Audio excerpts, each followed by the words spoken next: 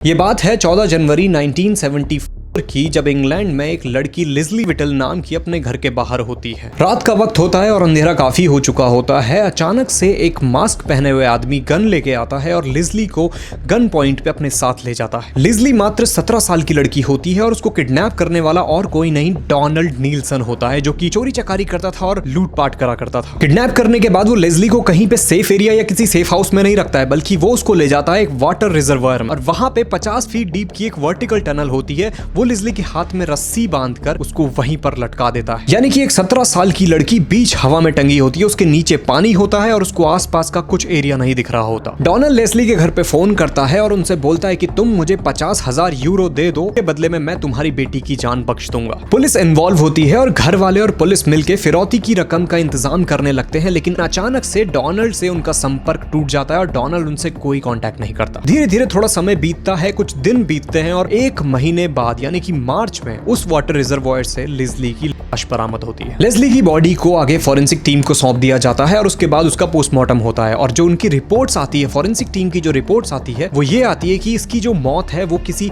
पानी में डूबने से नहीं हुई थी, उसकी मौत हुई थी एक सडन शॉक की वजह से। और कुछ टाइम बाद डोनाल्ड को अरेस्ट कर लिया जाता है और डोनाल्ड से पूछा जाता है कि तुमने लिज़ली को क्यों मारा, तो वो बोलता है मैंने उसको मारा नहीं, किसी पैनिक सिचुएशन की वजह से उसने जो वो रस्सी जिसपे वो टंगी हुई थी उसको झटका दिया या कुछ तो ऐसा किया कि लिज़ली वहां से छूट के सीधा पानी के अंदर गिर गई। इसलिए डोनाल्ड ने लिज़ली की फैमिली से बात करना बंद कर दिया था। एक 17 साल की लड़की जिसके सामने पूरी लाइफ पड़ी हुई थी, उसकी मौत हो जाती है, वो भी बिना किसी रीजन के। वो उस घने अंधेरे में कुछ दिन तक ऐसे ही टंगी रही और जैसे ही वो शॉक लगा यानी कि जैसे ही डोनाल्ड ने रस्सी को कुछ झटका दिया या कुछ ऐसा हुआ, तो उसकी बॉडी ये सब झेल नहीं पाई, उसका माइंड और बॉडी ये सब झेल नहीं पाया और वहीं पे उसका दिल काम करना बंद कर दिया और उसकी हो गई।